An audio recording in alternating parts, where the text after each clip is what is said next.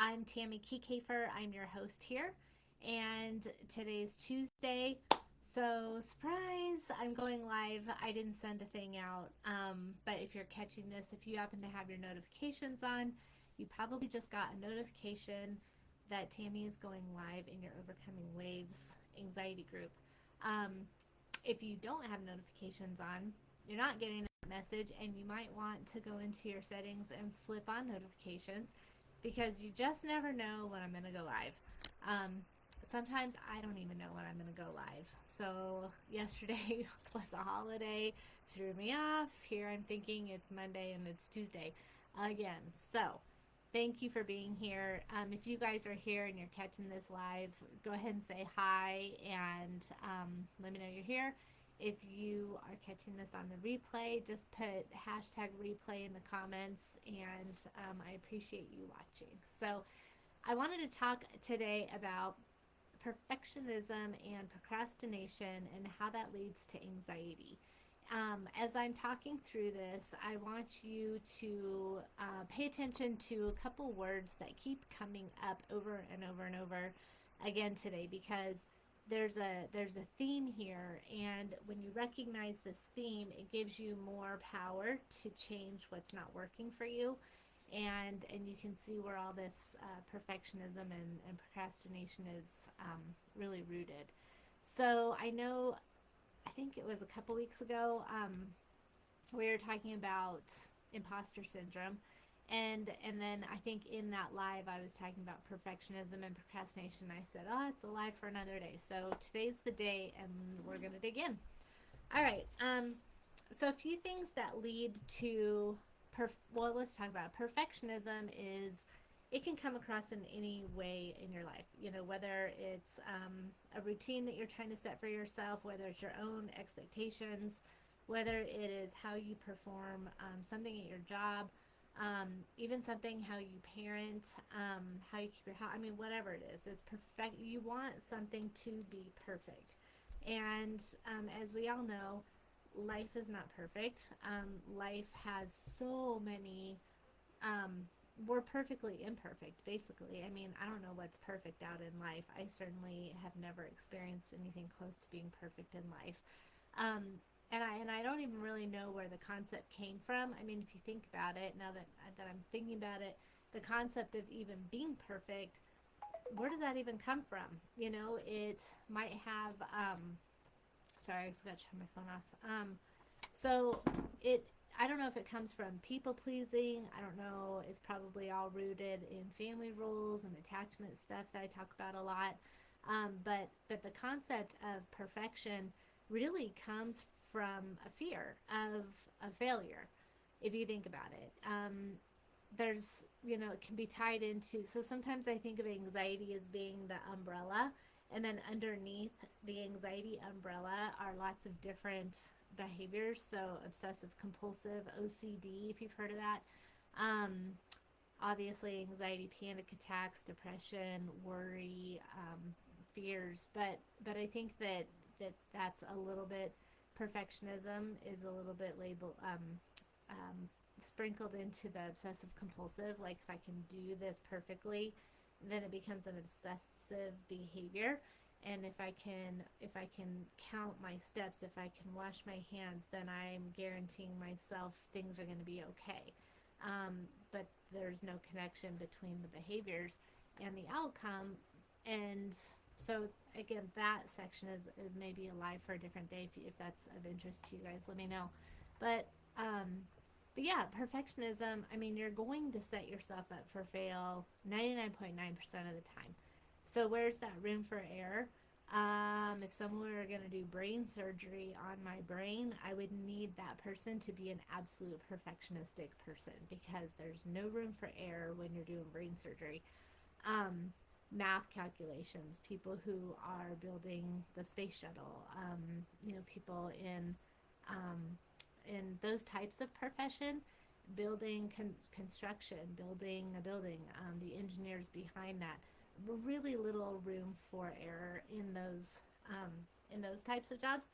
But does that filter out into real life situations? Basically, I'm talking about relationships with other people.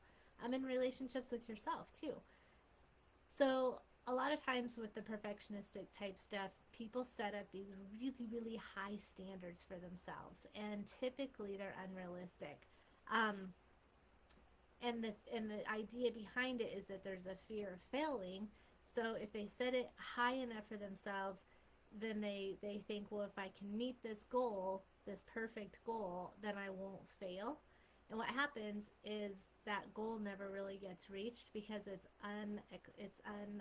realistic, and it's exceptionally high. So then you set yourself up to fail. So an example would be, I want to um, I don't know, whatever, paint my house in a day. Is that going to happen? Like, probably not. And if I'm thinking, well, then you can't do anything, Tammy, and what's wrong with you, Tammy? Um, and then I'm not going to get my house painted in a whole entire day. Then I walk away feeling like I'm less than.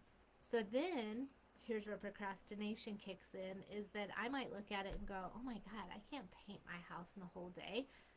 That would be crazy. The weather has to be perfect. I've got to have enough paint. I've got to have 26 hours in a day. I have to have X amount of sleep before. I've got to take so many breaks. I've got to da da da da da. Well, now I've just created this situation that's really impossible. Mostly because there's not 26 hours in a day, and you have to sleep and you have to take breaks. But um, but I've just created a situation that's next to impossible happening, and so then the procrastination happens because I'm like, well, I surely can't start this today um, because the weather isn't just perfect, and I can't do this today because I didn't sleep right last night, or whatever the case is. And then again, you walk away feeling like you're a horrible house painter, Tammy, because you just set yourself up to fail again. So you can see where confidence takes a hit with that type of scenario. So I'm using that as an example, but what I would suggest is, if you struggle with the perfectionism or the procrastination, a lot of times you really only see one of those, but they're often linked together. So I'm suggesting that you step back when you're in a space of, like, I don't know, setting goals for yourself, or you're trying to succeed at something and you feel like you're not finding that progress, that continued forward progress. I mean, really, some common ones are putting an exercise program together, eating better, um, losing weight, gaining weight, whatever it is that you want to do, some type of health issue, maybe along the lines of work. But work can be different because you usually have deadlines, and you have somebody holding you accountable. A lot of times this stuff comes out, not that it can't come out at work, but a lot of this stuff comes out when you're trying to do your own personal stuff, because you're the only one who's holding you accountable. I work for myself, so I'm my own boss. So it's very difficult to keep myself accountable sometimes. Um, okay, take these lives for instance. If someone were hovering over my head going, did you do your live? Did you do your live? Did you do your live? Then I would be reminded that, yes, Tammy, today is Tuesday and you do your lives on Tuesday. I don't have anyone doing that except for myself. So that accountability factor is on me. That accountability factor to eat right, to get enough sleep, to drink enough water, to exercise, to do these things, that falls on me. So those areas where you don't have that accountability, a lot of times there can be some perfectionism and some procrastination that falls in those areas. Chores around the house. You guys can come up with a bunch, but what I would say is check yourself to see if you're setting yourself up for success or if you're setting yourself up for failure, and then looking at if there's some of that perfectionistic thinking that's going on behind the scenes. Um, so we talked about the fear of imperfection, because if you set yourself up for these high standards, you know what, let me back up a minute, because I'm a big believer in goals. If you guys have listened to any of my lives, I probably say the word goals, set your goals, like 15 million times. So I'm a big believer in the goals, but I think that you can, so high standards, what I'm saying is, have standards for yourself. Just make sure that they're realistic. And something else to try would be, I think we've talked about this too, but the stair stepper.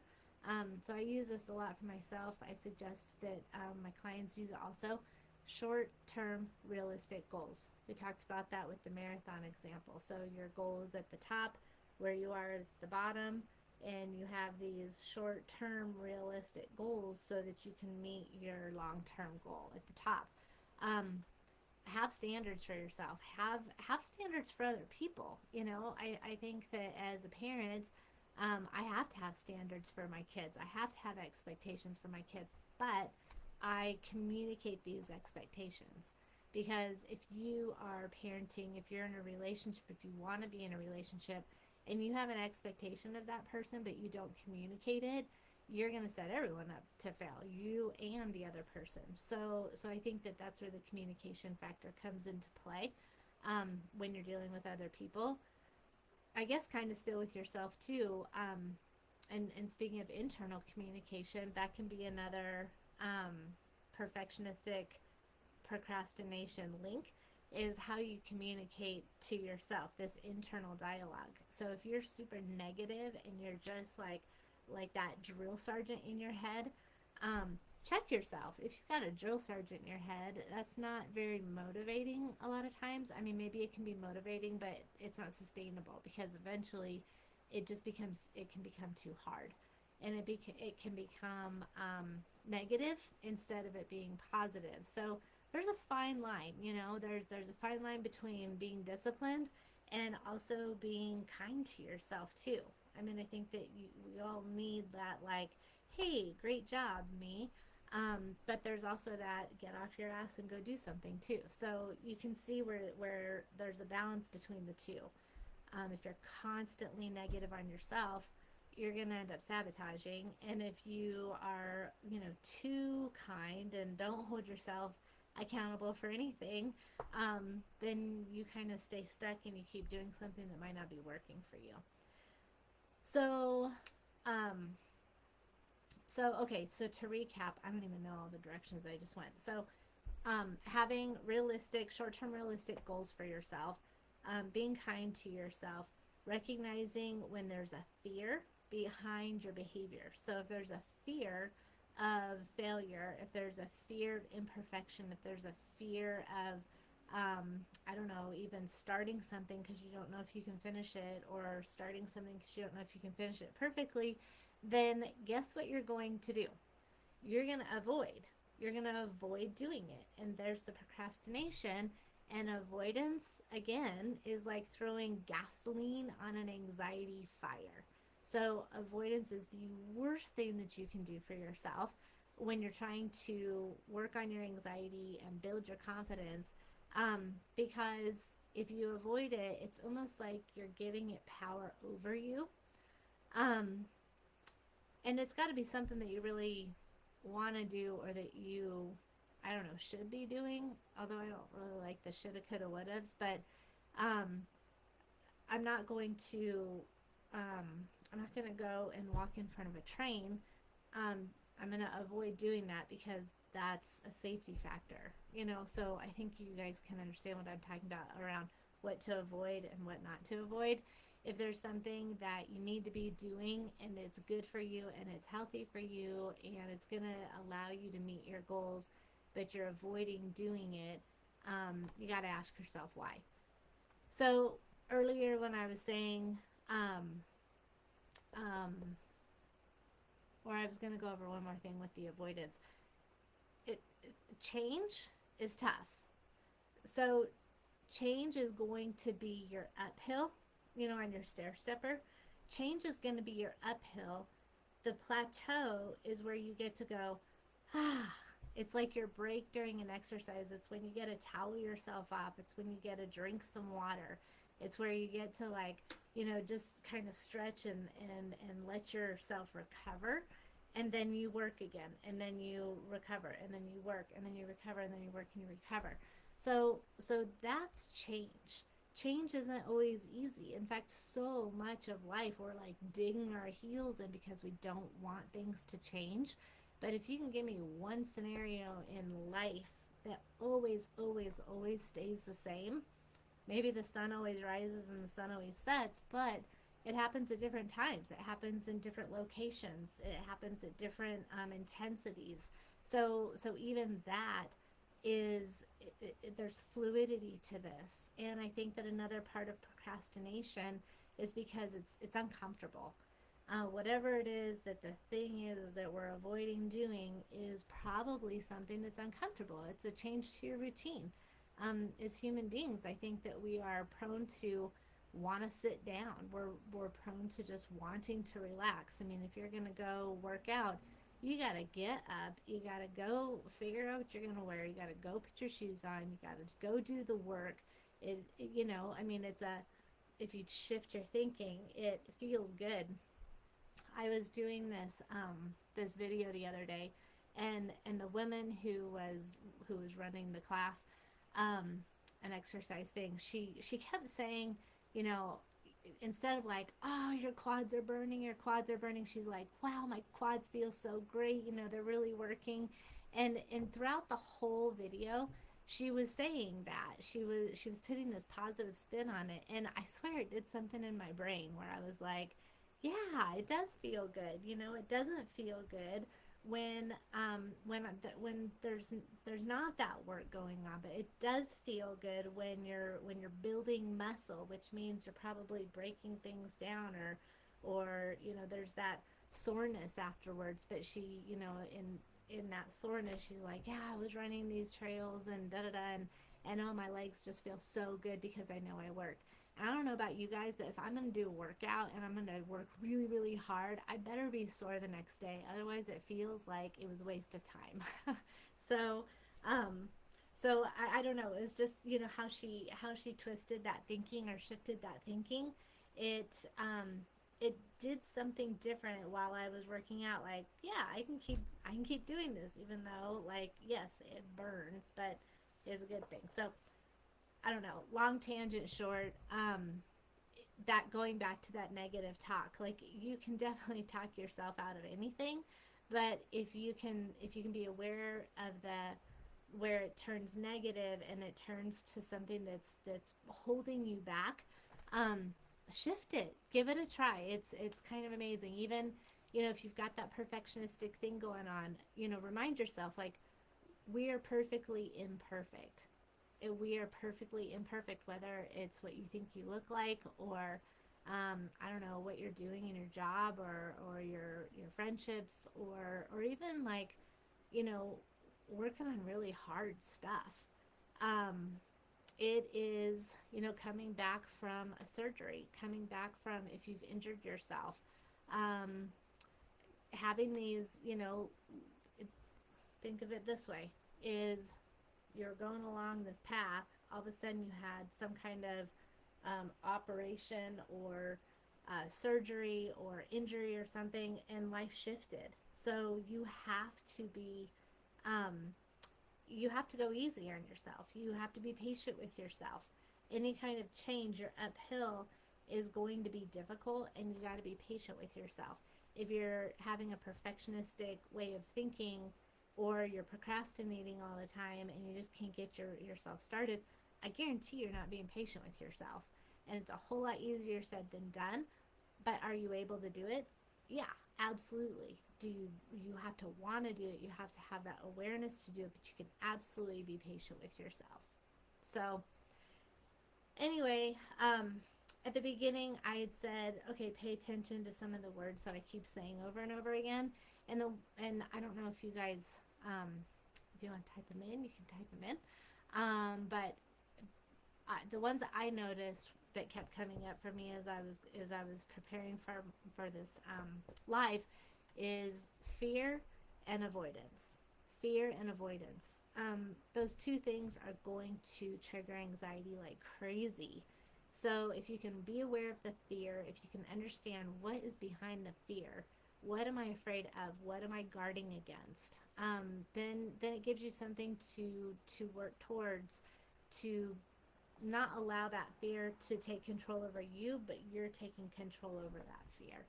And then avoidance, when you guys can be aware of what you're avoiding, ask yourself why. Maybe you just don't want to do it, and then you can reevaluate your goal. If you've got your stair stepper, maybe you can reevaluate that goal if you really just don't even want to do it. If you really want to do it and it just seems overwhelming, break it down into some short-term realistic goals. So anyway, I hope that this was helpful. Thank you for being here today. Sorry for not giving you guys a heads up. I remember at the beginning of the year when we talked about New Year's resolutions, mine was to email you and give you a heads up on my lives. That's one that I'm going to have to reevaluate because it doesn't always work for me. So I'll do the best I can. But these are always here. They're always in the feed in the Facebook group. So, and I think you can find them where it says media, I think.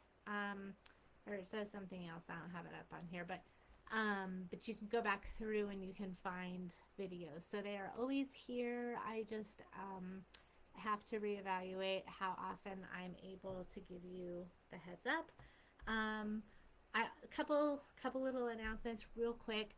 I'm starting to do a newsletter. I sent the newsletter out. Check your email. It would come from Tammy at healthyhealing.net. It comes through a whole platform called Funnel Gorgeous. That's where I have all my stuff, your contact information. When you came in through the group, it goes through this Funnel Gorgeous. So I think it comes from Tammy at healthyhealing.net. So check your spam or your junk folders or whatever. Sometimes it's in there. But that's where I'll send the lives out if I do them. But I just sent out a February newsletter, and I've got March, and once a month I'll do it. So check that. And then two, I don't know if you saw, but we're doing a podcast, and it's called Unguarded Minds, and it's dropping on Wednesdays. And I'll put the links for the podcast in the group. But we've got guests that come on. We've got about 5 of them recorded, and then we just need to edit them and then get them out there. They're only on YouTube right now, but we're looking at how to push those into the different platforms, Spotify and Apple and all that kind of stuff. But I would love it if you guys checked out the podcast, and if you ever want to be a guest on the podcast, we are always open for guests. It's called Unguarded Minds, and that means we talk about everything in life, the raw, the gritty, the good, the bad, the ugly, and nothing is off limits. We like to talk about how it's related to mental health, and really, really the ultimate goal in all of this stuff is letting you know that you're not alone in what you're doing. There are other people who are struggling with things just like you. You don't have to go through this stuff by yourself and alone. And if that is the word that we can try to get out, and what I'm trying to get out is that you're not alone. So there's always help. If you're having a hard time finding help, I would be more than happy to be a guide along that path, or obviously working together is also an option. So anyway, with that, I hope that you guys have a wonderful day, and I hope that you catch this. All right, I'll talk to you next week. Okay, bye.